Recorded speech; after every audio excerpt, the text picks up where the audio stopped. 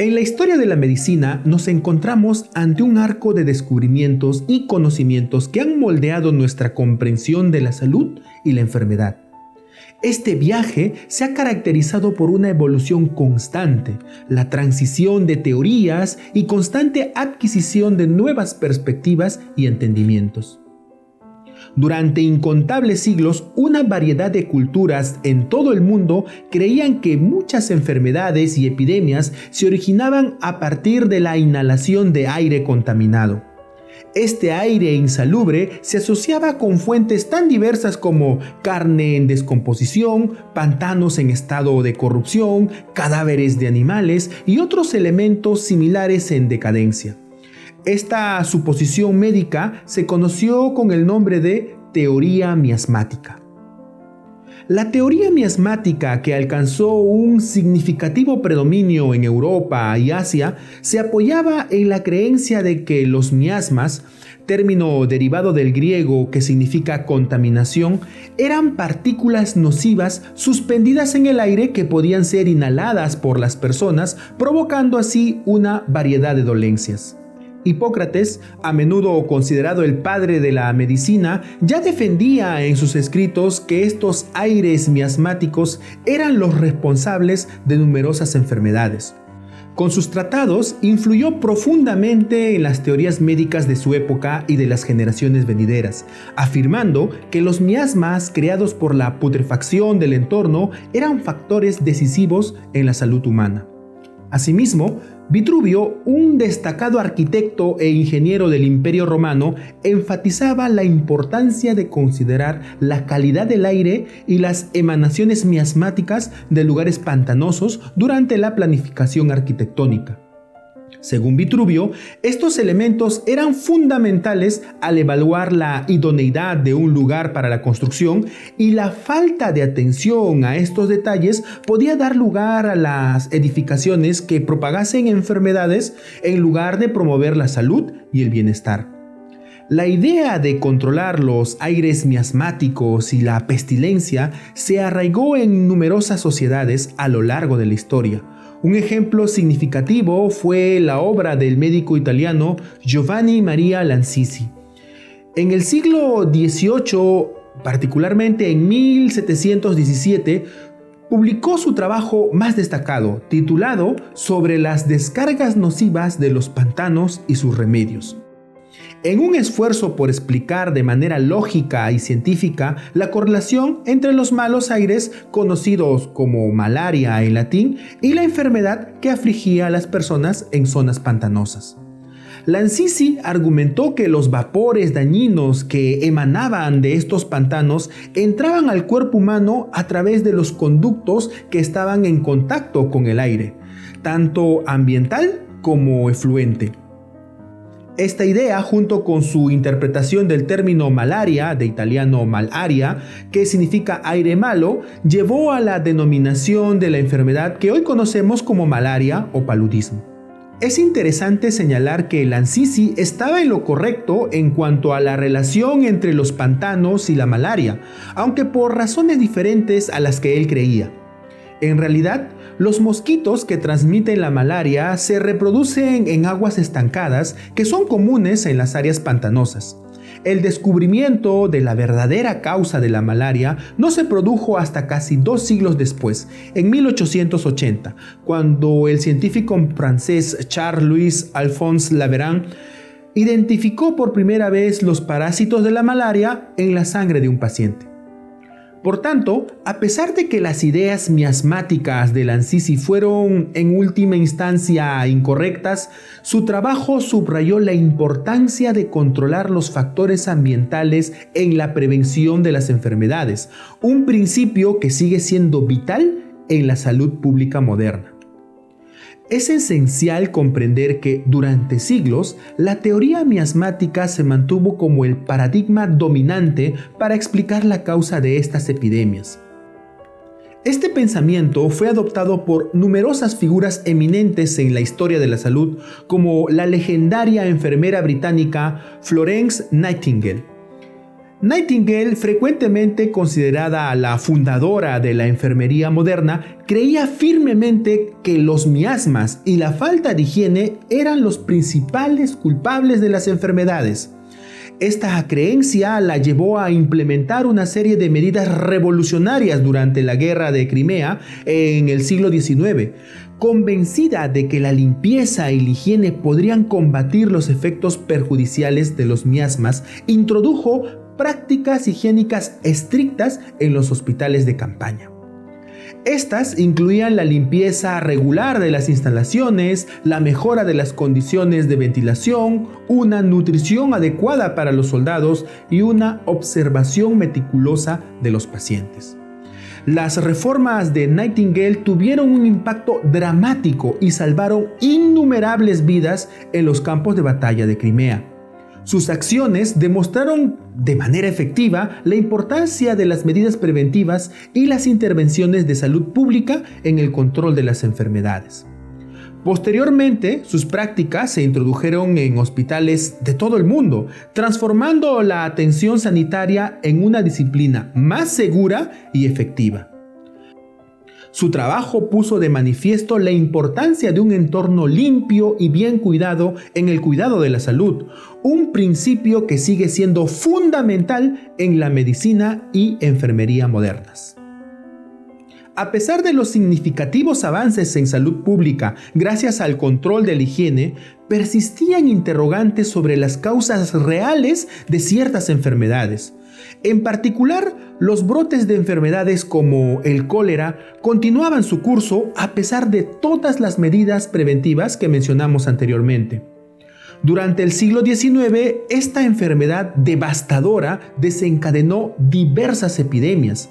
En aquel tiempo era común que autoridades que involucraban a expertos médicos, líderes religiosos y políticos atribuyeran la enfermedad del cólera al mal aire procedente de la materia orgánica en descomposición o miasmas. Un hito importante en la lucha contra el cólera ocurrió en 1854 en el distrito de Soho en Westminster, Inglaterra. Un brote de cólera en agosto se cobró la vida de 127 personas y para septiembre las muertes ascendían a 500, más del doble que el resto de Londres. Este escenario catastrófico vio emerger a un pionero en la epidemiología, el médico británico John Snow. Snow había sospechado anteriormente que el cólera era una enfermedad gastrointestinal y se propagaba como una especie de veneno transmitido de persona a persona a través del agua. Esta teoría desafiante respecto a las creencias miasmáticas prevalentes no fue bien recibida entre sus contemporáneos. Sin embargo, Snow no se disuadió por el escepticismo de sus colegas y vio en el brote de cólera una oportunidad para probar su teoría. Sin perder tiempo, Snow comenzó a entrevistar a las familias de las víctimas del cólera en Soho, trazando un mapa de la zona y marcando los lugares donde vivían las personas infectadas. Con esta metodología precursora de las técnicas modernas de rastreo de contactos, identificó un punto de interés: la bomba de agua situada en la esquina de las calles de Broad y Cambridge, que parecía estar en el epicentro de la epidemia, lo que confirmaría su hipótesis de que la enfermedad del cólera se transmitía a través del agua y no por los miasmas. Snow también pudo esclarecer varios casos aparentemente inconexos. Un ejemplo notorio fue el de una mujer y su sobrina que vivían a más de 3 millas de distancia de la zona afectada, pero que contrajeron la enfermedad. La investigación de Snow reveló que la mujer tenía la costumbre de enviar a su criada a recoger agua diariamente de la bomba de la calle Broad debido a su preferencia por el sabor de esta agua en particular. Otro caso intrigante fue el de los 530 reclusos de la cárcel de Poland Street Workhouse, que también estaban en el mismo distrito, de los cuales solo 5 contrajeron cólera. Snow descubrió que la cárcel tenía su propia bomba de agua, lo que probablemente protegió a la mayoría de los reclusos de la infección. Además, También llamó la atención la situación de los 70 trabajadores de una cervecería local que, a pesar de laborar en la zona afectada, no contrajeron la enfermedad. Resultó que los trabajadores tenían la ventaja de recibir cerveza gratis como parte de su empleo, lo que desincentivaba de beber el agua de la bomba de Broad Street. Estos hallazgos demostraron que, a pesar de que estos grupos de personas vivían en la misma zona y estaban supuestamente expuestos a los mismos miasmas, solo aquellos que bebían agua de la bomba en cuestión contrajeron cólera. Al examinar el agua de la bomba bajo un microscopio, Snow observó partículas blancas floculantes. Con esta evidencia, logró convencer a la junta parroquial de St. James para que clausuraran la bomba, lo que llevó a un cese drástico de la epidemia. A pesar de la evidencia abrumadora, fue un desafío convencer a los profesionales médicos de la época que el cólera no era causado por miasmas, sino por el agua contaminada. John Snow, a pesar de enfrentar duras críticas, permaneció firme y continuó difundiendo sus descubrimientos y conocimientos. Pocos años después, los avances científicos de figuras como Louis Pasteur o Robert Koch confirmarían las teorías de Snow, desmantelando definitivamente la teoría miasmática y dando paso a la teoría microbiana de la enfermedad. En la incesante búsqueda por conocimientos nos encontramos ante la realidad de un mundo que cambia y evoluciona a un ritmo vertiginoso. Este fenómeno no es ajeno al ámbito de la salud, donde la ciencia y la tecnología se encuentran en un estado constante de desarrollo y progresión.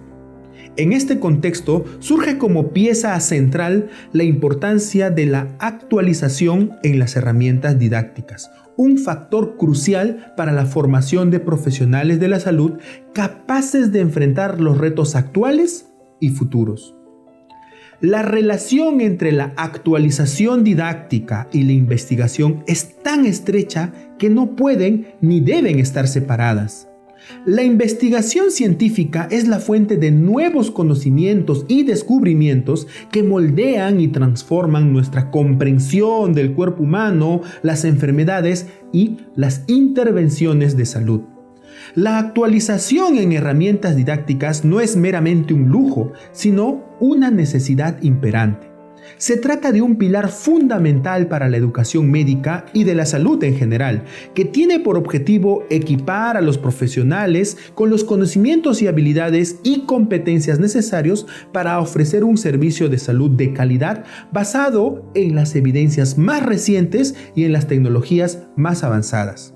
Sin embargo, la simple generación de nuevo conocimiento no es suficiente si éste no se traduce en mejoras en la práctica clínica. Al integrar las últimas investigaciones y los avances en las herramientas y métodos de enseñanza, los educadores pueden garantizar que los profesionales de la salud estén equipados con las habilidades y el conocimiento más actualizados. Así, la actualización didáctica y la investigación avanzan juntas en un ciclo constante de aprendizaje y mejora. La investigación nutre la actualización didáctica con nuevos conocimientos y, a su vez, la actualización didáctica facilita la aplicación de estos conocimientos en la práctica, fomentando una nueva generación de profesionales capaces de realizar investigaciones más innovadoras y significativas. John Snow, quien apoyó su labor en el método científico y utilizando las herramientas que disponía en su época, a diferencia de muchos de sus contemporáneos, no se quedó en lo conocido, sino que buscaba continuamente evidencia y soluciones a las afecciones que golpeaban su sociedad. Utilizando un pensamiento crítico y una actitud incansablemente curiosa, pudo descubrir lo que otros no podían: la verdadera causa de las epidemias del cólera. Por tanto, la actualización en herramientas didácticas es una responsabilidad y una necesidad que va más allá de seguir el ritmo de los cambios. No se trata solo de mantenerse al día con los avances científicos y tecnológicos, sino de un deber histórico para continuar con el legado de figuras como Jon Snow, impulsando la calidad y la eficacia de la atención sanitaria, siempre con un origen en la investigación y un destino en la mejora de la salud y el bienestar de todos.